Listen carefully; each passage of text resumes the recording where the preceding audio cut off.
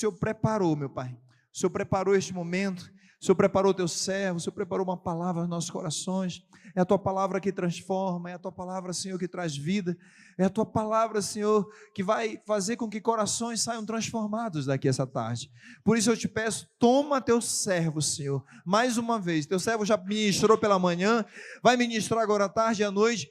Mas eu sei de uma coisa, tu tem renovado as forças dele e hoje tu vais tomar ele, em nome de Jesus. Deixa Deus te usar, meu amigo. Obrigado, meus amigos. Meus irmãos, a paz do Senhor. Deixa eu aproveitar que você está em pé.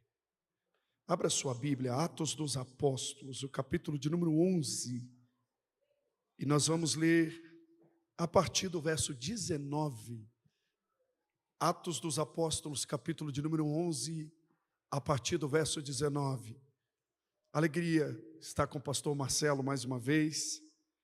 Fiquei feliz quando recebi o convite e vi que deu tudo certo para nós estarmos aqui. Meu coração se alegrou pelo carinho que eu tenho pela igreja, pela forma com que eu sempre sou recebido aqui, com muita excelência. Eu sempre digo, amigo, que a excelência de uma casa você não conhece quando você entra nela.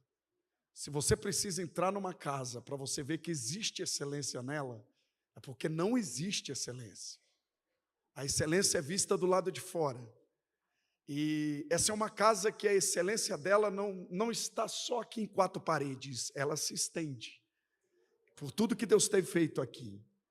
Como assim, pastor Júlio? Não é à toa que o pai do pródigo estava do lado de fora da casa. Porque o pai que está do lado de fora comunica os valores que está dentro. Então eu louvo a Deus por aquilo que Deus tem derramado, pela porção que Deus tem derramado nesse lugar, pela vida dos irmãos, que me recebe sempre com muito carinho. Que Deus abençoe pastor Marcelo, sua família, em nome de Jesus. Pastor Nielsen, que me acompanha, amigo de caminhada, Deus abençoe também grandemente. É sempre bom estarmos juntos. Eu estava ali sentado vendo ele ministrar e lembrei do pai dele, que nós trabalhamos juntos durante muitos anos. E o pai dele, um dos grandes mestres de escatologia que eu conheço. E lembro de atravessar assim horas e horas conversando acerca da palavra de Deus. E eu louvo a Deus pela vida dele, pela vida da família dele. Quem achou Atos dos Apóstolos, capítulo de número 11, diga amém. Verso 19 a seguir. Os que foram dispersos pela perseguição que sucedeu por causa de Estevão, caminharam até a Fenícia, Chipre e Antioquia, não anunciando a ninguém a palavra, senão somente aos judeus. Verso 20. E alguns entre eles eram alguns homens cíprios e cirenenses, os quais, entrando em Antioquia, falaram aos gregos anunciando o Senhor Jesus. E a mão do Senhor era com eles. E um grande número creu e se converteu ao Senhor. E chegou a fama dessas coisas aos ouvidos da igreja que estava em Jerusalém. E enviaram Barnabé a Antioquia, o qual, chegando, viu a graça de Deus e se alegrou e exortou a todos que permanecessem no Senhor com propósito de coração. Porque era homem de bem, cheio do Espírito Santo e de fé. E muita gente se uniu ao Senhor. Verso 25. E partiu Barnabé para Tarso a buscar Saulo, e achando-o, conduziu para Antioquia. E aconteceu que todo um ano se reuniram naquela igreja, e ensinaram muita gente. Em Antioquia foram os discípulos pela primeira vez chamados cristãos. E naqueles dias desceram profetas de Jerusalém para Antioquia. E levantando-se um deles por nome Ágabo, tornou conhecido pelo Espírito que haveria uma grande fome em todo o mundo. Isso aconteceu nos dias de Cláudio César. Verso 29 para encerrar. Então os discípulos determinaram mandar cada um conforme o que pudesse socorro aos irmãos que habitavam na Judeia. E você diz amém. Amém. Tome assento, por favor.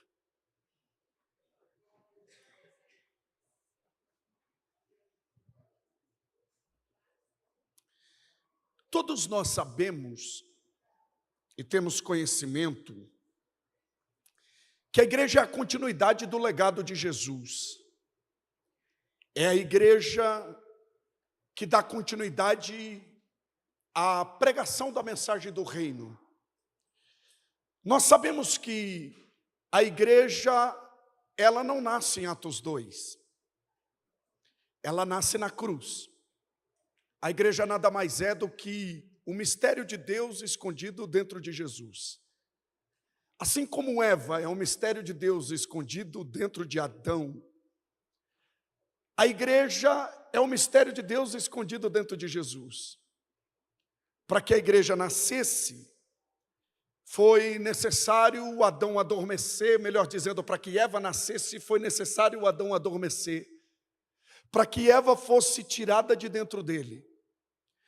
Para que a igreja nascesse, o segundo Adão ou o último Adão precisou morrer.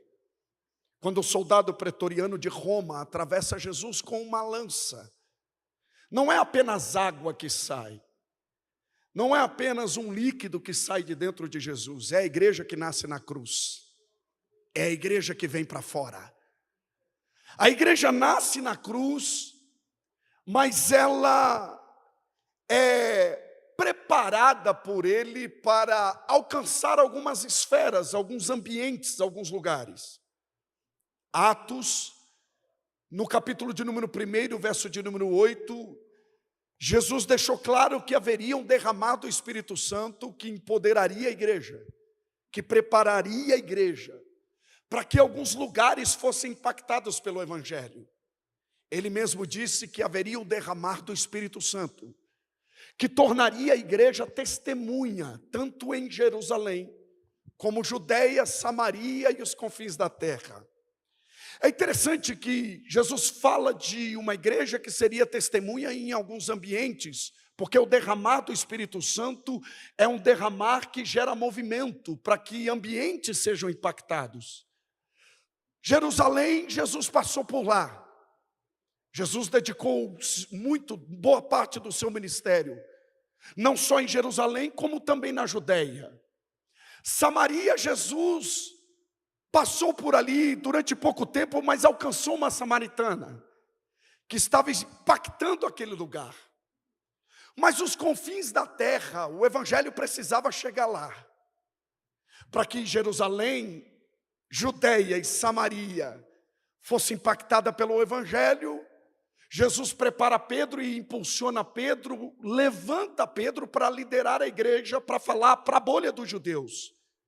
Mas para que o evangelho chegasse aos confins da terra, furasse essa bolha e alcançasse alguns lugares remotos, um homem precisou ser levantado. Esse homem, ele aprendeu na maior faculdade da época. Um homem que tinha um conhecimento muito vasto, não só de história, não só de filosofia, mas também um conhecimento vasto acerca da lei. Ele aprendeu aos pés de Gamaliel, um dos grandes mestres da época. Só que ele teve dificuldade de lidar com a mensagem que ele recebeu.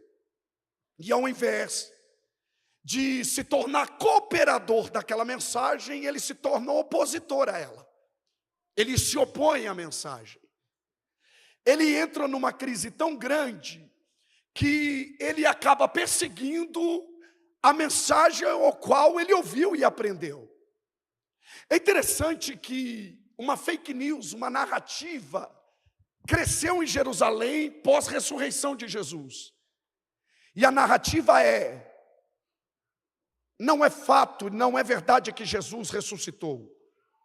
Os discípulos roubaram o corpo de Jesus.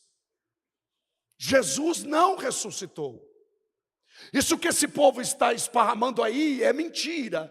Essa narrativa cresceu tanto que uma perseguição começou em torno da igreja ou dos discípulos que estavam se levantando para estabelecer a igreja, que Paulo também acreditou nela. Segundo Eusébio de Cesareia, um grande escritor, e que escreveu muito acerca da igreja, ele diz que Paulo tomou como missão perseguir a igreja, matar cristãos.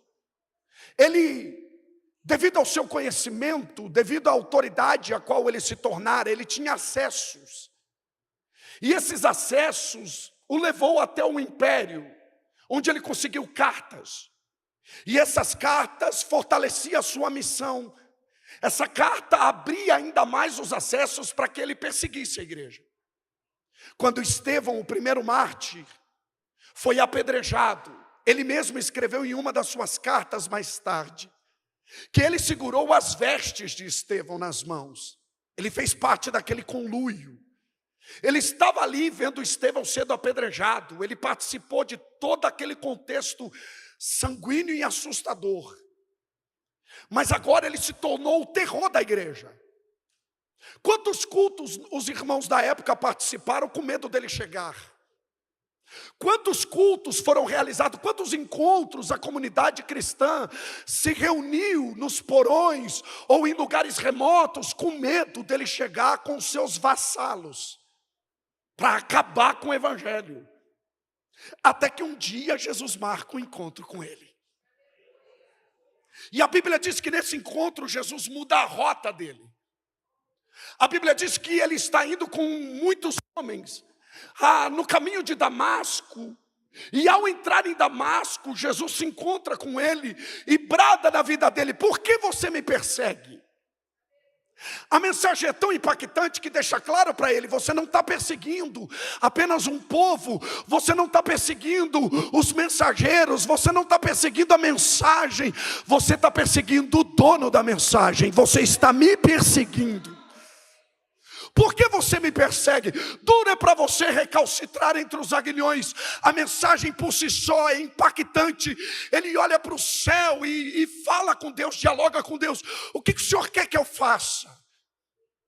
E a direção de Deus é uma só: entra na cidade e se esconde. E você vai ficar lá até que eu te diga o que você tem que fazer. Durante 3 dias ele fica lá, esperando um direcionamento. A Bíblia diz que ele ficou cego nesse encontro. Só que para mim ele foi cego a vida toda. Fisicamente ele ficou cego nesse encontro, mas ele era cego espiritualmente. Ele começou a enxergar coisas aqui que ele nunca tinha enxergado, porque todo encontro com Deus muda a nossa ótica, muda a nossa forma de viver, muda a nossa forma de enxergar. O encontro com Deus muda a nossa maneira de ver as coisas. Aleluia, aleluia, aleluia. E o que resta para ele é entrar na cidade e esperar o que fazer. Ele está lá tateando os móveis, aleluia, tentando descobrir, entender o nível de revelação que ele está vivendo. Enquanto isso, tem um obreiro da igreja. Eu imagino o pastor Nielsen. Esse obreiro estava com a sua agenda cheia, a programação lotada de visitas que ele teria que fazer. Aquele obreiro envolvido com a obra, com a igreja local, que tem que fazer visita, tem que ir no hospital, tem que orar por alguém. Ele está lá, quem sabe, se preparando, e Deus brada na vida dele: Ananias, vai à rua direita, lá em Damasco, tem alguém de joelho agora que está tendo uma revelação com você. Olha o nível da mensagem. Imagina você receber uma mensagem dessa, uma chamada dessa de Deus. Tem alguém que está tendo revelação com você. Esse alguém está vendo você chegar, colocar as mãos na cabeça dele, e empoderando ele, direcionando ele para o chamado. Como você ficaria? Esfuziante, até você ouvir o nome do camarada. Quando Ananias ouve o nome do camarada, Ananias tem uns 10 tipos de arrepio. É como se Deus estivesse mandando você orar pelo líder da facção lá. É como se Deus estivesse falando para você assim, ó: vai lá orar pelo líder da facção daquela sigla lá, daquelas 3 siglas. Como que você faria?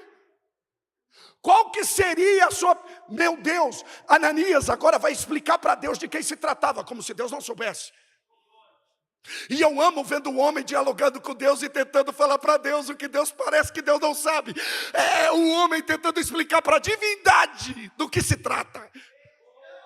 Oh Deus, o Senhor sabe quem é esse homem, como se Deus não soubesse. Esse homem tem cartas do império, tem sangue de irmãos nas mãos. Esse homem está acabando a igreja, perseguindo os missionários. Ele quer acabar com o evangelho.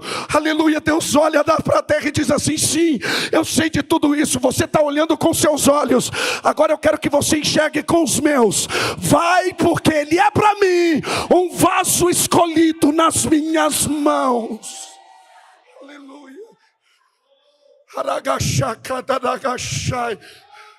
Na sua ótica é um caso perdido. Na minha ótica eu o chamei para uma missão. Na sua ótica acabou. Na minha ótica, aleluia, ele está de pé. Na sua ótica é um vale de ossos secos. Na minha ótica é um exército que está se levantando. Vai.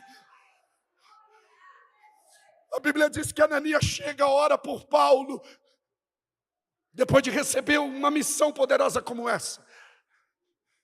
E Paulo sai dali. Agora imagina você encontrou com Deus, teve uma revelação impactante, alguém veio orar por você, você se sente pronto para viver as promessas de Deus. Aí ele tenta fluir nas promessas e não consegue.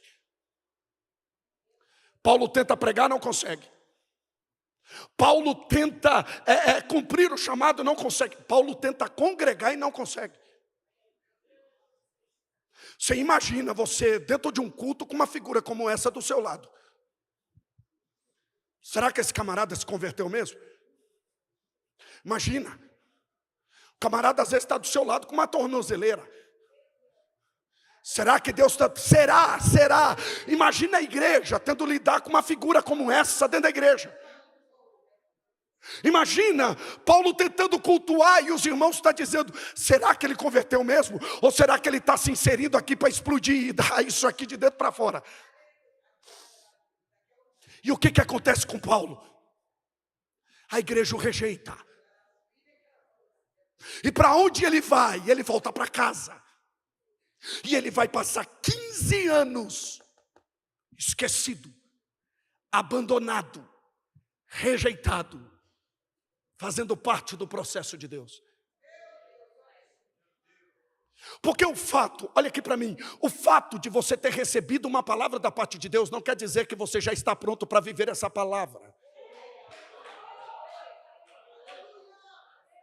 O fato de Deus ter falado algo com você não quer dizer que você vai dormir, vai acordar e aquilo vai estar ali sendo realizado. Até porque Deus não é gênio da lâmpada. Geralmente quando Deus libera uma palavra sobre a sua vida, Ele faz você passar por um deserto. Ele faz fazer você passar por um processo para preparar você para o lugar que Ele tem reservado para a sua vida. É isso que a gente tem dificuldade de entender. Que toda promessa passa pelo teste do tempo. Toda promessa de Deus passa pelo teste do processo. E eu quero ver se submeter ao processo. A gente briga. Quer um exemplo? Eu vou te falar de 3 coisas que acontecem no processo de Deus. Primeiro, o processo de Deus começa com uma rejeição.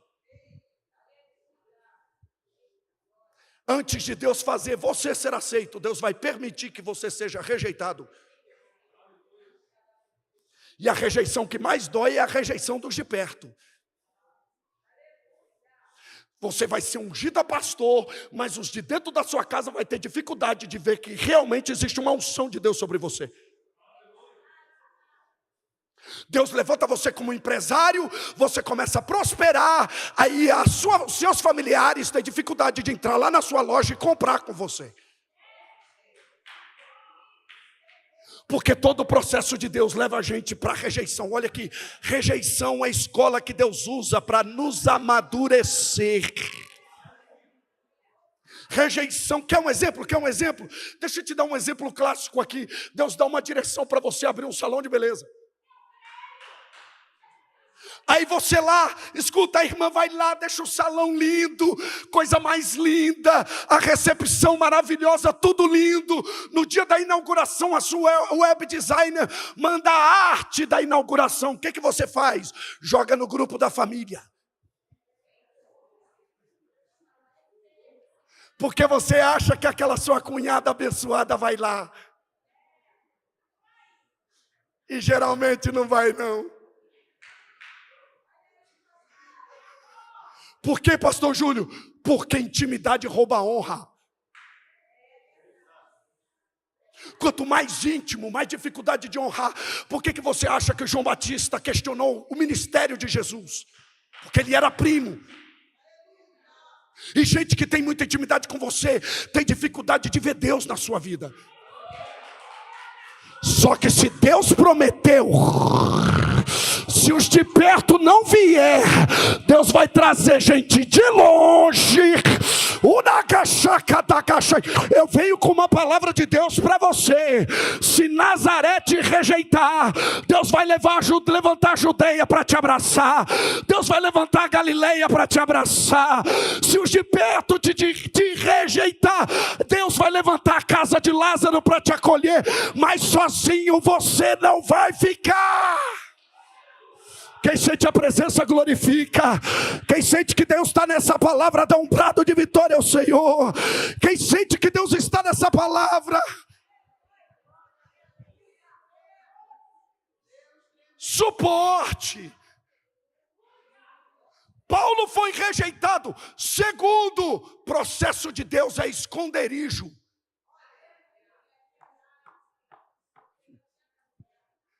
Todo homem de Deus escolhido por Deus tem uma caverna de Adulão para ser escondido.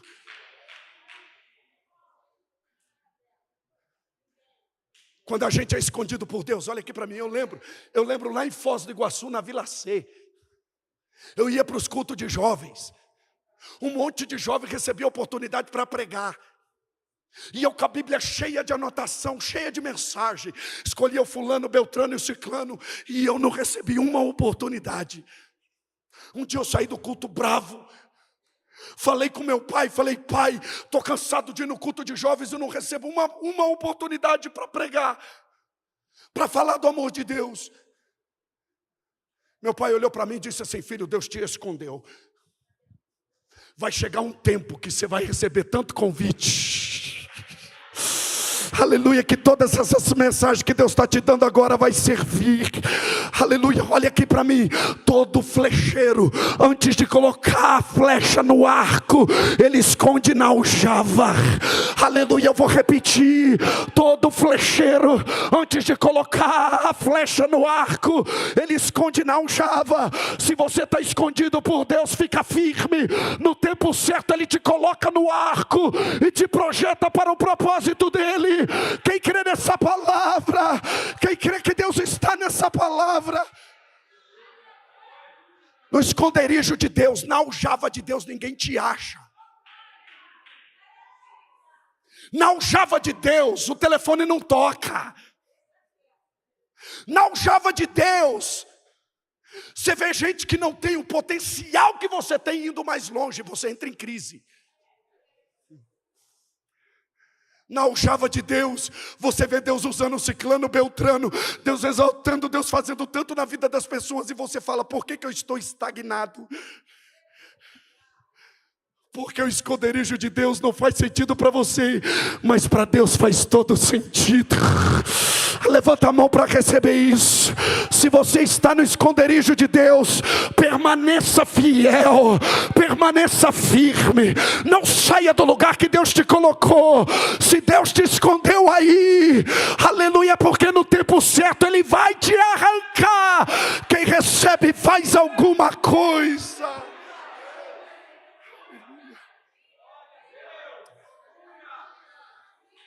Aleluia. Terceira coisa acontece no processo de Deus. Você vai se ver fazendo coisa que está desconectado com o seu propósito. Aí eu te pergunto: o que uma máquina de costura tem a ver com o chamado de Paulo? Nada. Paulo passou 15 anos.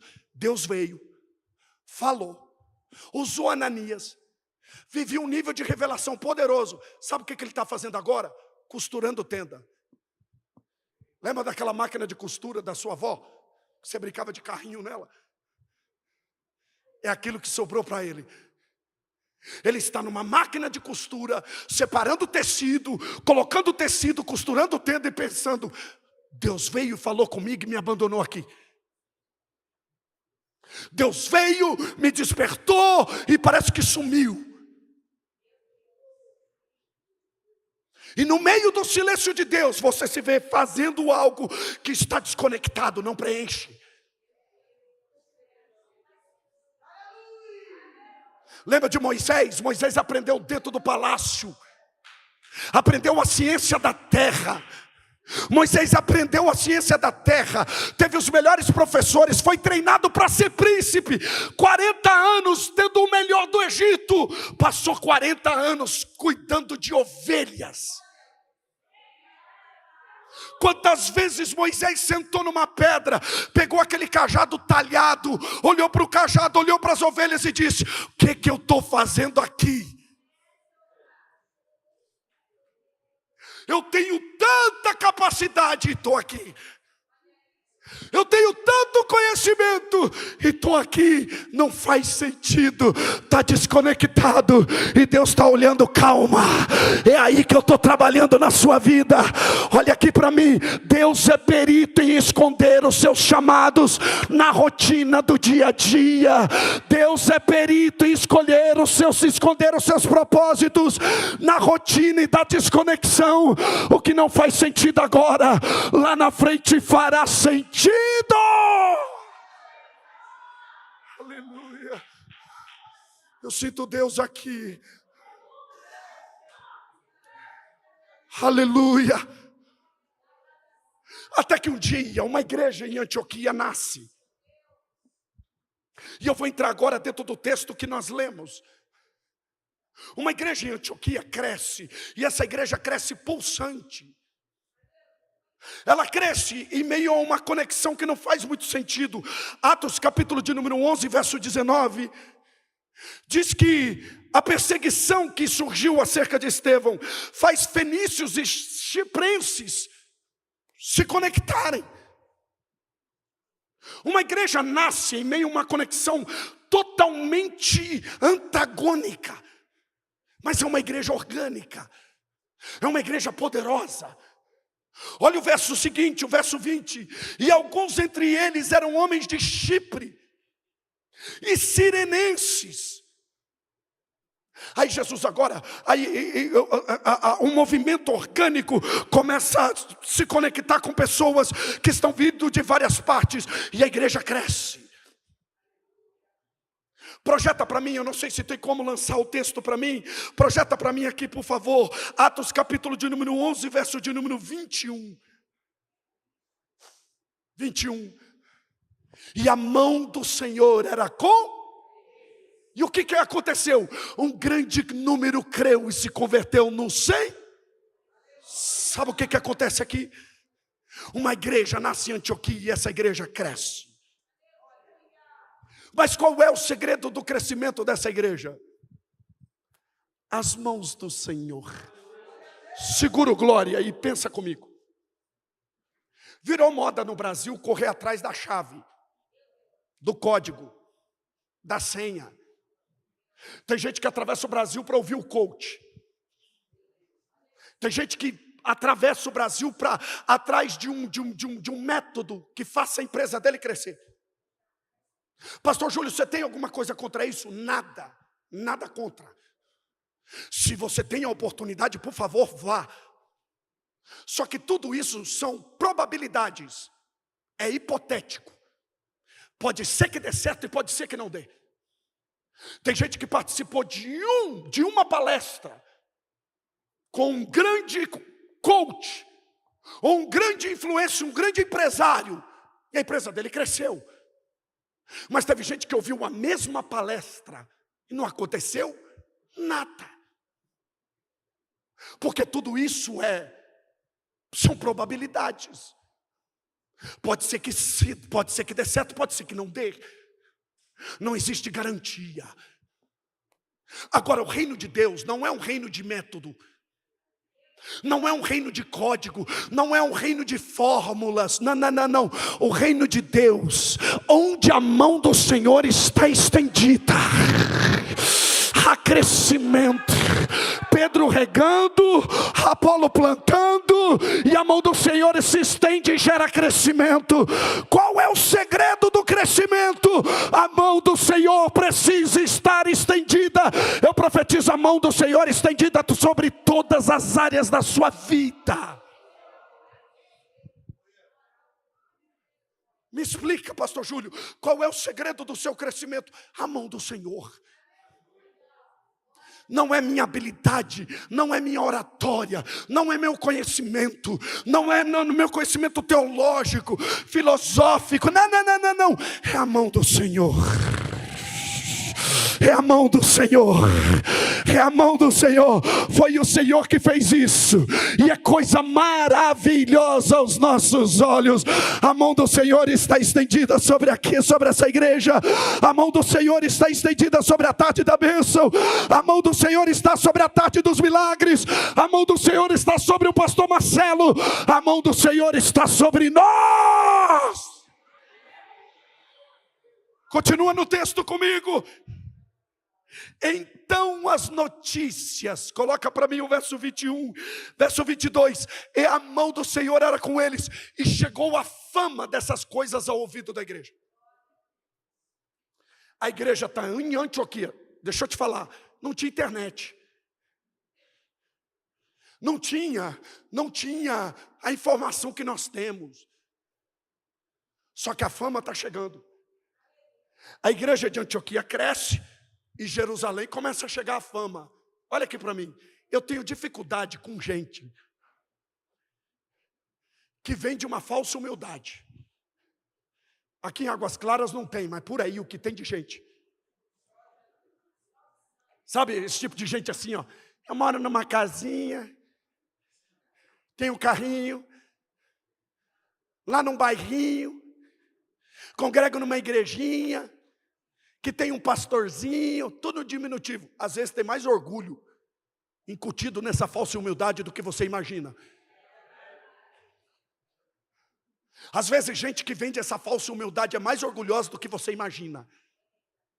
Sabe, gente que acha que a humildade é uma forma de expressão, quando na realidade é a atitude de um coração. Aí ela fica vendendo. Aí eu não quero ser famoso, eu não quero que minha empresa ganhe fama. Eu não quero. Não tenha problema com fama. O problema é amar fama. Agora, boa fama.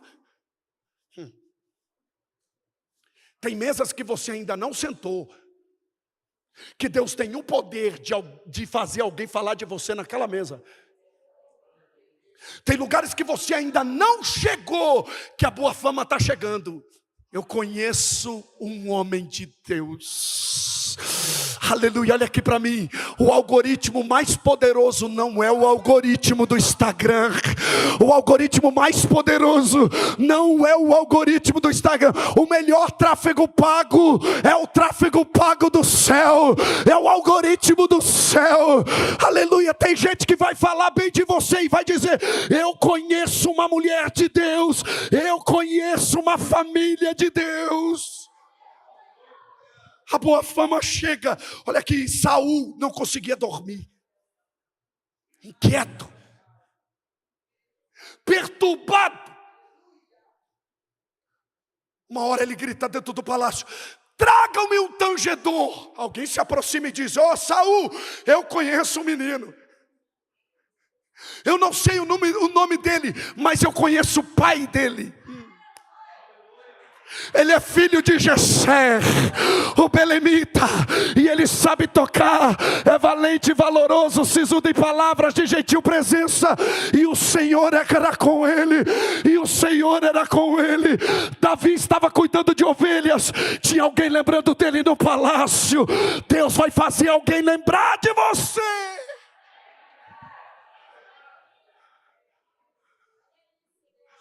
Se for preciso, Deus faz alguém se inquietar dentro do palácio só para trazer você para aquele lugar. Levanta a mão para receber isso. Levanta a mão para receber. Fica tranquilo, não precisa falar de si. Quem é não fala de si. Não precisa apresentar credencial, não precisa dar carteirada. Se você sabe quem você é em Deus, Deus vai fazer os seus frutos serem conhecidos em lugares que você ainda não entrou. Aleluia.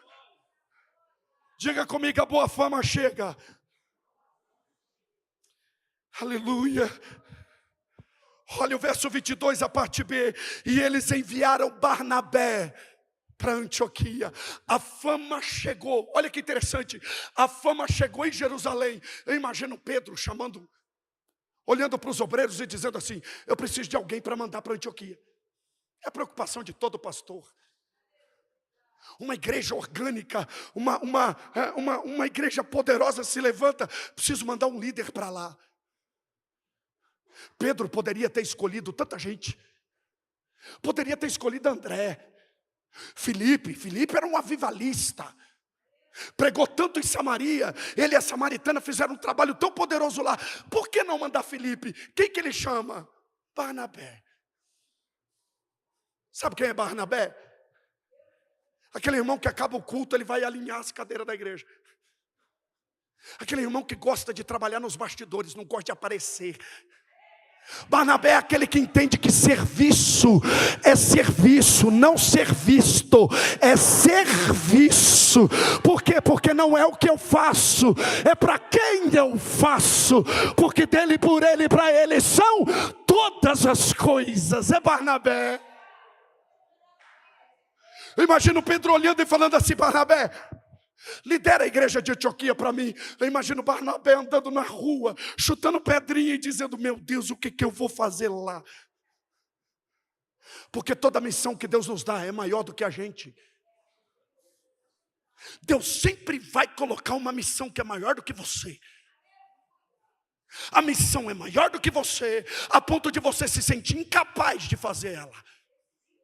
Imagina o sentimento de Barnabé indo para a igreja de Antioquia. Só que Barnabé é alinhado, ele é ajustado. Olha o que acontece quando ele chega. Verso de número 22, deixa eu acelerar. O qual chegando viu a graça de Deus. Quando Barnabé chegou, o que ele viu? Irmãos, olha aqui para mim.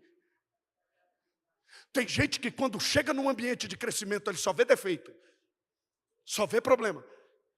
Aqui em Águas Claras, aqui nesse ministério, não tem, mas por aí, o que tem de inimigo do crescimento. Quando ele chega, ele só vê defeito, ele só vê problema. Só que Barnabé, ele é tão alinhado que quando ele chega no ambiente de crescimento, ele vê a graça do Senhor. E o que acontece? Ele se alegra, porque gente que se alegra com o crescimento que Deus está fazendo é alguém que está alinhado com o propósito do céu. Olha aqui para mim, não seja aquele irmão que vê o crescimento do outro, porque eu já fui um desses. Eu lembro um dia que um amigo comprou um carro. Eu era líder de jovens lá em Foz do Iguaçu, junto com o pastor Nielson. Ele estava como um dos líderes de jovens de uma igreja, eu estava de outra. E aí eu lembro que um jovem muito amigo, comprou um carro. E ele foi com o carro para a igreja. Acabou o culto, ele chegou em mim e disse assim: Júlio, vem ver o que eu comprei. Comprei um carro. E ele feliz, era o primeiro carro dele. Um Uninho Mille. 0. Quando eu cheguei com ele, a primeira coisa que eu fiz foi dizer para ele: eu não acredito que você teve coragem de entrar numa concessionária e tirar um Uno Mille 0. Onde você estava com a cabeça? É porque é muito fácil pregar sobre Judas e sempre falar que o Judas é os outros, quando às vezes a gente foi Judas na vida de alguém. É muito fácil pregar e dizer assim, ó: não seja você aquele que não se alegra com o crescimento do seu irmão. Quantas vezes a gente deixou de se alegrar? Aí eu fiz aquela clássica que você já ouviu da boca de alguém: se você tivesse falado comigo.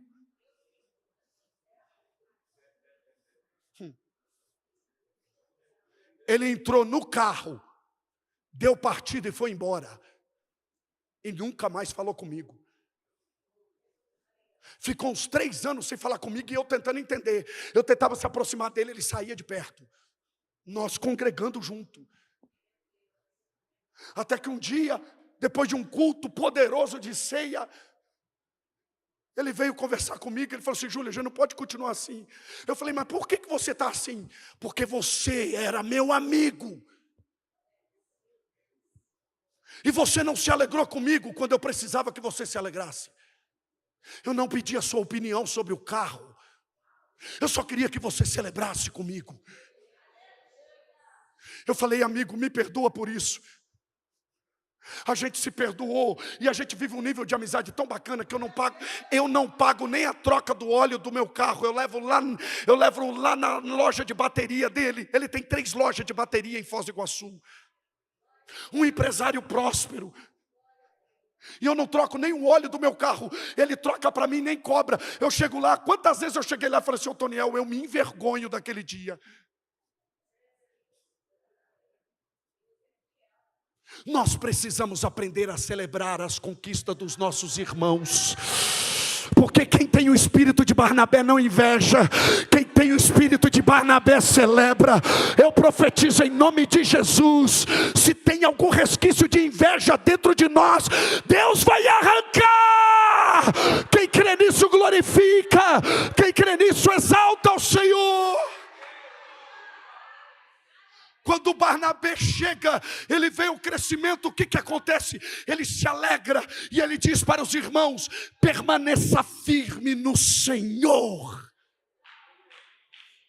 Ele se alegra, pastor Marcelo Pantoja, mas ele também encoraja. Se alegre, mas encoraja. Até que chega o verso de número 25, e é aqui, deixa eu acelerar que eu preciso encerrar. E partiu Barnabé para onde? Para buscar quem? O nosso irmão estava esquecido pela igreja. 15 anos costurando tenda e dizendo: não tem mais jeito. Acabou. De repente Barnabé sai de Antioquia. Quem é bom de geografia bíblica sabe, de Antioquia para Damasco são aproximadamente 6 dias de viagem.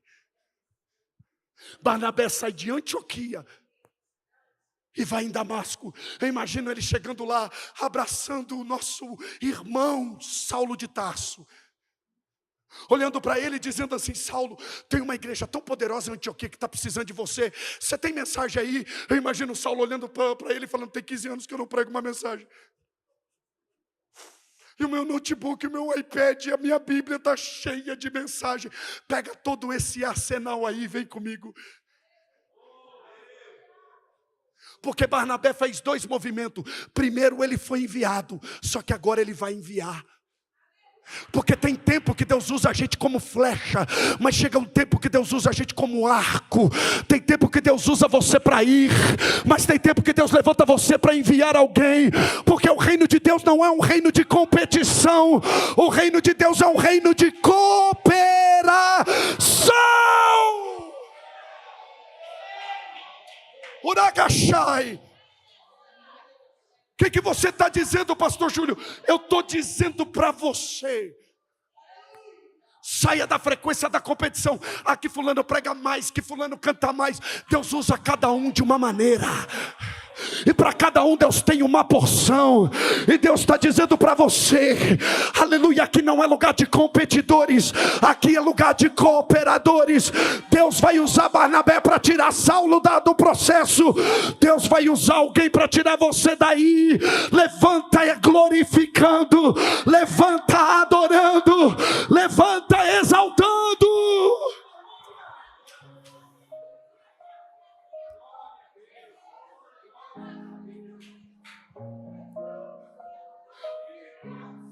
Eu quero orar por alguém que está nesse processo hoje. Pastor Júlio, eu estou nesse processo.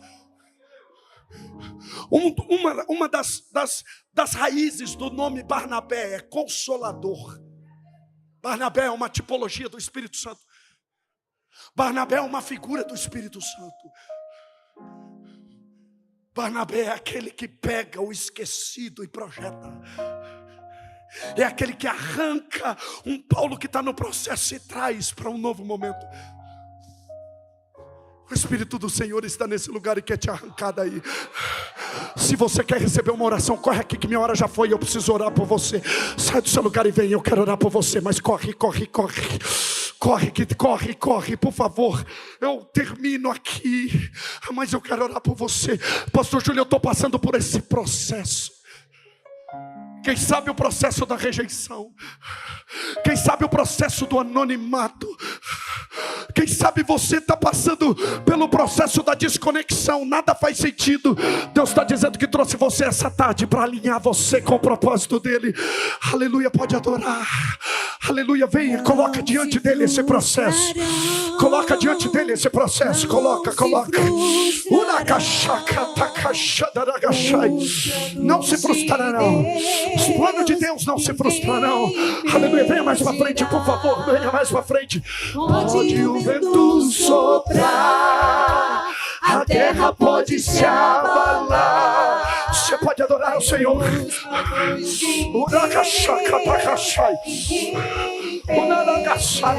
Eu profetizo que Barnabé vai se lembrar de você. Eu profetizo que Deus vai levantar alguém que vai se lembrar de você. Feche os seus olhos e fale com ele. Feche os seus olhos e fale com ele. Deixa Deus te tocar. Aleluia. Quando passares pelas águas, aleluia, eu estarei receba. contigo. Quando passares pelo fogo, isso, deixa Deus te tocar. Nada vai te nada vai abalar você. Deus está alinhando as suas emoções. Deus está alinhando você por dentro. Apresenta esse processo diante de Deus e glorifica. Adora. E se teu barco parecer que vai naufragar, está balançando pra lá e pra cá, Ele está aqui. Ele está aqui. Ele está aqui. Eu sinto quem sente a presença glorifica. Quem sente a presença exalta. Deus está vindo. Barnabé vai se lembrar de você.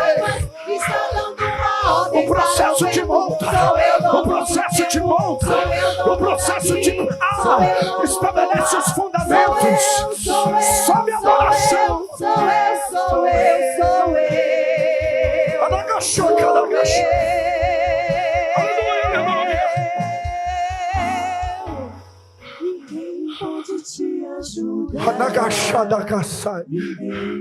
Feche seus olhos. Coloque a sua causa diante dele agora. Se essa causa está na justiça, coloca diante dele. Coloca, apresenta, Senhor, a minha causa. Não esqueça de mim. Isso, coloque diante dele o seu processo. Coloque diante dele, coloca. Aleluia, Deus prometeu e parece que me esqueceu. Deus prometeu e parece que me abandonou. E Ele está dizendo: calma. Toda promessa passa pelo teste do tempo. Calma. Eu estou indo te visitar. Eu estou indo te tirar daí. Aleluia. Você sente Ele.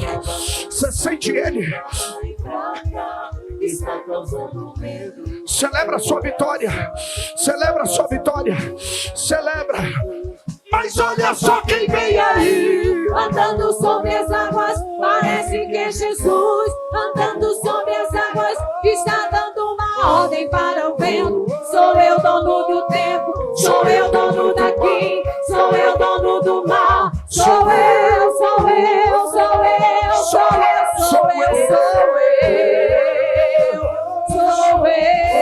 Você pode glorificar ao Senhor.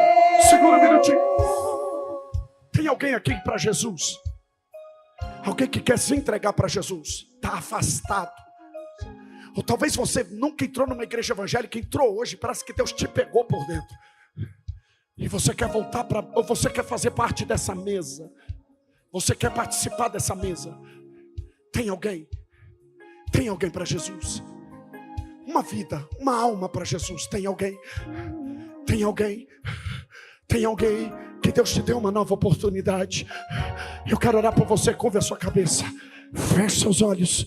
Aleluia, aleluia. Eu profetizo que Deus está te dando força agora. Deus está pegando você por dentro e te dando um ânimo. Você não vai sair daqui andando, você vai sair daqui voando nas asas do Espírito. Receba. Eu repreendo todo o cansaço mental. Eu repreendo toda a fadiga psicológica. Eu repreendo todo o cansaço, todo o desânimo, toda a falta de vigor. Eu profetizo o renovo da parte de Deus sobre a sua vida. Renovo. Seja renovado agora. Seja renovado agora. Seja renovado agora. Quem pode aplaudir, glorificar, celebrar? Aleluia. Irmão, fica do jeitinho que está aí. Por gentileza, fica aí que nós vamos acabar o culto assim. Amém? Pegue na mão do irmão que está ao seu lado. Vamos orar em unidade. Isso. Aleluia.